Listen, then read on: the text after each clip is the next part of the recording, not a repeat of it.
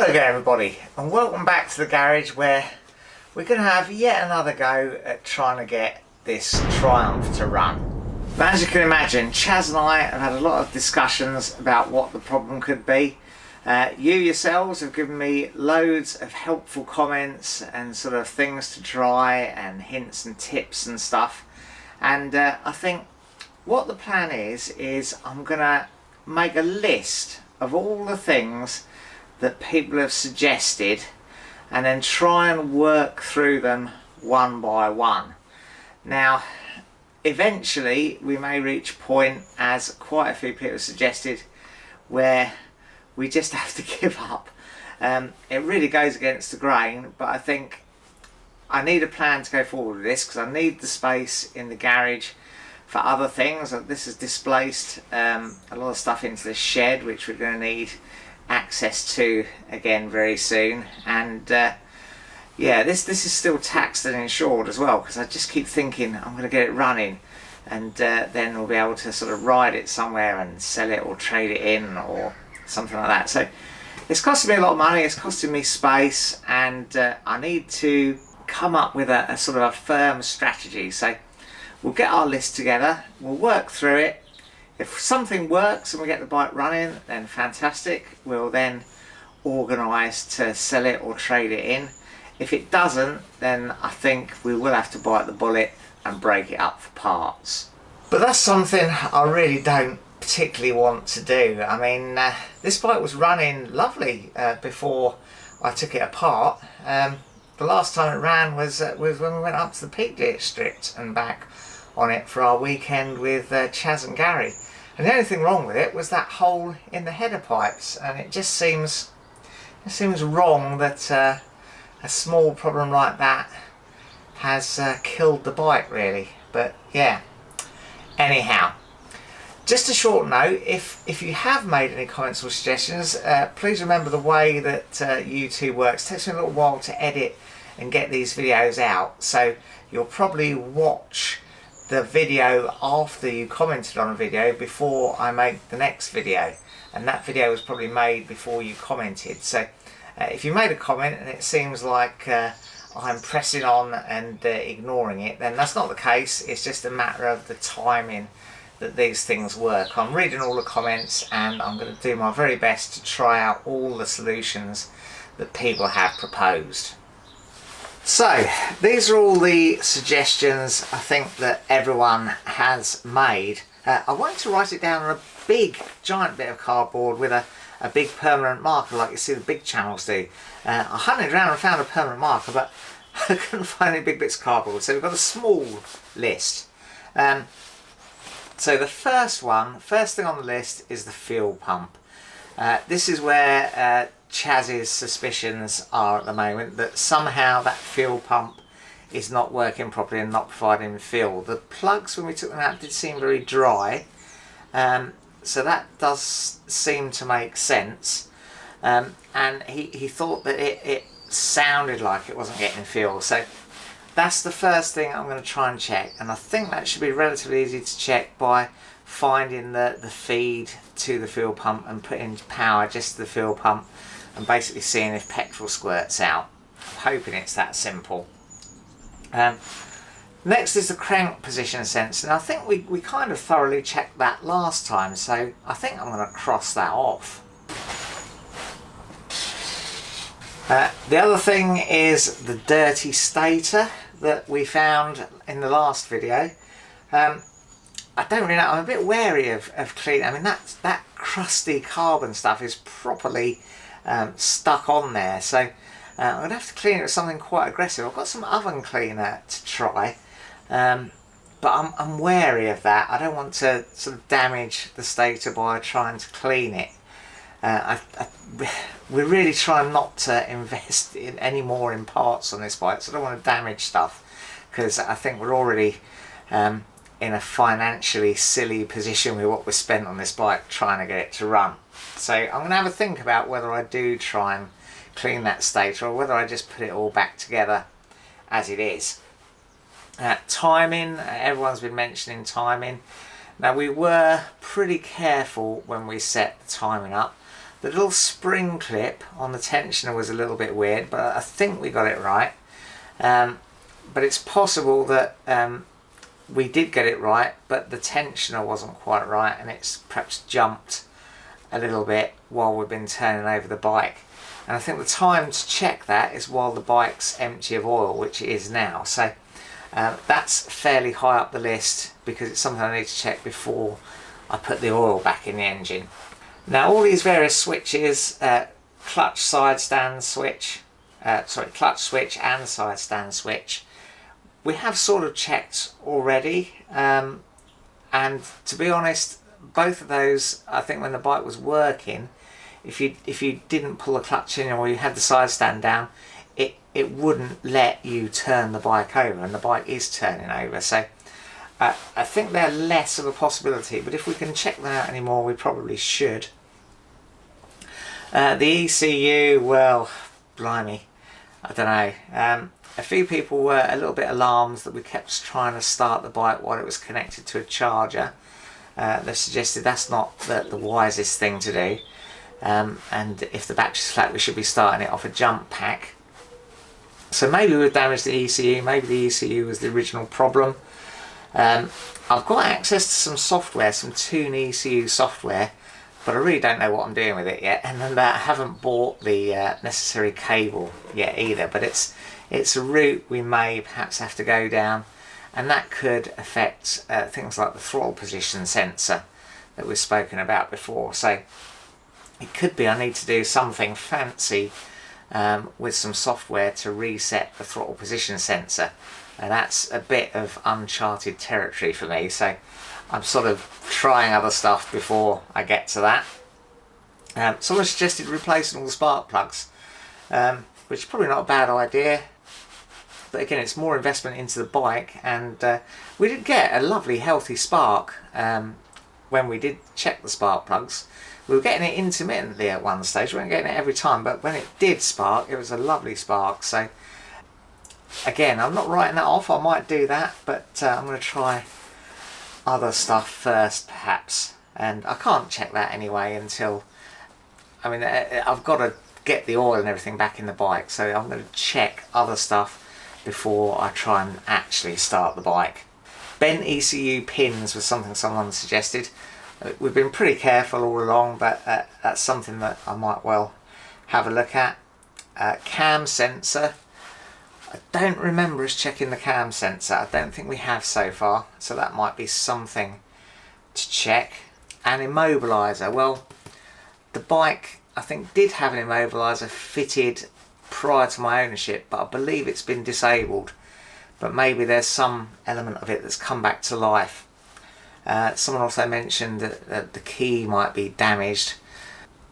I don't think so. I mean, the key's not suffered any problems, and as I say, the bike does turn over on the key, so I don't know, it's a possibility. I think I have got another key I could try, because remember we replaced the whole ignition switch. So anyway, first thing, fuel pump.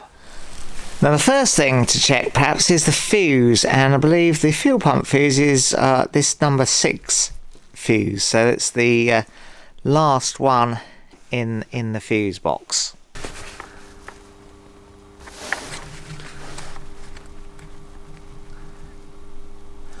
Well, that seems good, so no problem with the fuse. Now what should happen when you turn the key to start the bike, when you turn the ignition on, the fuel pump should run until it makes up the right amount of pressure, and then stop, ready for you to start the bike. So I think we can test it now. I mean, there's no oil in the bike, but as long as we don't actually press the starter, I think we can connect the battery and run the ignition. So all I'm going to do is I'm going to disconnect the fuel pipe and just see if fuel squirts out the bottom of the pump. I think that sounds reasonable, doesn't it? Now I should point out, as usual, that these videos are not intended as tutorials. I'm not a trained or qualified mechanic, and if you've any doubts about working on your own bike, you should really seek out professional advice. These videos are just for entertainment as you follow me trying to work out why on earth this thing doesn't run. Anyhow, first thing, let's get this fuel pipe off. Now, if you watched some of our previous videos, you might remember that when I was working on the bike before, I managed to break the little spigot on the bottom of the fuel pump. So it's a bit nerve-wracking disconnecting this pipe, even with these special pliers to do the job. If I break this little spigot, then there's no realistic way of fixing it, and a new pump is £400. So I'm trying to disconnect and reconnect this as little as possible, but I seem to be doing it quite a lot lately, and I've got my fingers crossed each time I do it that I don't manage to break that little spigot. Yeah, makes me sweat a little bit doing this. It always feels like it's on the verge of breaking, you know. It is a very delicate sort of arrangement, and you can see when you look on eBay, there's loads of people selling pumps as spares with this pipe already broken off. So if you do it and you're looking for a second-hand pump on eBay, just be very wary you don't buy one that someone has already broken the spigot off on. I was very lucky when I broke mine. I did manage to find a second-hand one that was intact, but the chances of doing so again are perhaps not very good. So yeah, this is a place to be very, very careful, I'd say. Now, another thing that's come up in our discussions is there enough fuel in the tank for the fuel pump to work? Now, yes, there is fuel in the tank, and the fuel light doesn't come on when you try and start the bike, so I would have thought there was enough, but just to be double sure, because I have emptied some out when we tried to pour petrol down the throttle bodies to try and start it. So I have used some that was in the tank, definitely. So I've got some nice fresh E5 here.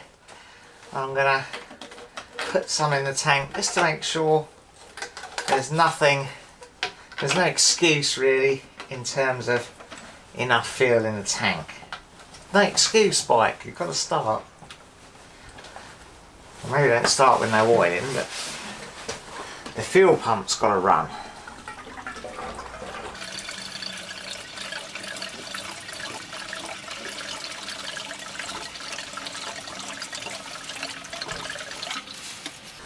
That's about half, so that's about 2.5 litres gone in there, on top of what was already in there. So I don't think that's a problem. I'm not going to dump it all in because it just makes it heavy to handle if I do have to take it off the bike again. Right, well, I've rigged up this rather scientific looking arrangement with an old volumetric flask there with a tube running to the outlet of the fuel pump. So let's just turn the ignition on and see what happens.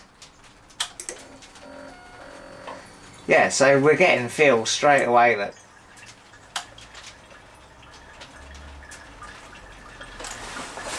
I don't think there's anything wrong with that fuel pump. Well, folks, I think that's proved that the fuel pump is working. The signal's getting through to the ignition to run the fuel pump, and the fuel pump is pumping. So I think I can cross fuel pump off my list. Well, next on my list is the dirty stator. Now, I've been looking around for any instructions on cleaning these, and the most common instruction is to be very, very gentle and not to use anything aggressive. So I think my plan of using oven cleaner is not really a good one, but nothing else is touching this. It's a real heavy baked on burnt oil varnish. So yeah, I'm going to leave this for the moment and have a bit more of a think about it. Now, perhaps logically the next thing to do would be, while the oil's out of the bike, checking that timing. But to do that, I mean, I can take this cover off easily enough from here, but to get to the actual end of the cams, I'd have to take the sort of rocker cover thing off. And to do that, I think I've got to take all the airbox and possibly even the throttle bodies off to get to that, which yeah, is a lot of work really, to just check a slight possibility. I mean, it might have to be done, but I wonder if there's something more efficient I can do first. Well, I wonder perhaps if the next thing ought to be to put the stator in and put the stator housing back on, the crankshaft position sensor, and take the tank off and the filter box lid and the filter, and just see if I can start it. I've bought some Easy Start to spray in, to see if I can start it like that, just to see if I can get it to fire at all. Yeah, I don't know though. I'm not really feeling it today. I've lost enthusiasm a bit at the moment. It's 1.5 degrees out here and I'm flipping freezing. And yeah, this is starting to get me down a little bit. I'm not decided yet to give up on it, but I think I'm spending way too much time on this, and it is getting me down a little bit, to be honest. I'm not used to not being able to fix things in the end. It usually takes me a while perhaps, but all the previous vehicle issues we've had, I've managed to get there in the end, and this just seems to be not happening for me. Anyway, I'll see you again very soon in the next video when we'll decide whether to carry on with this or not.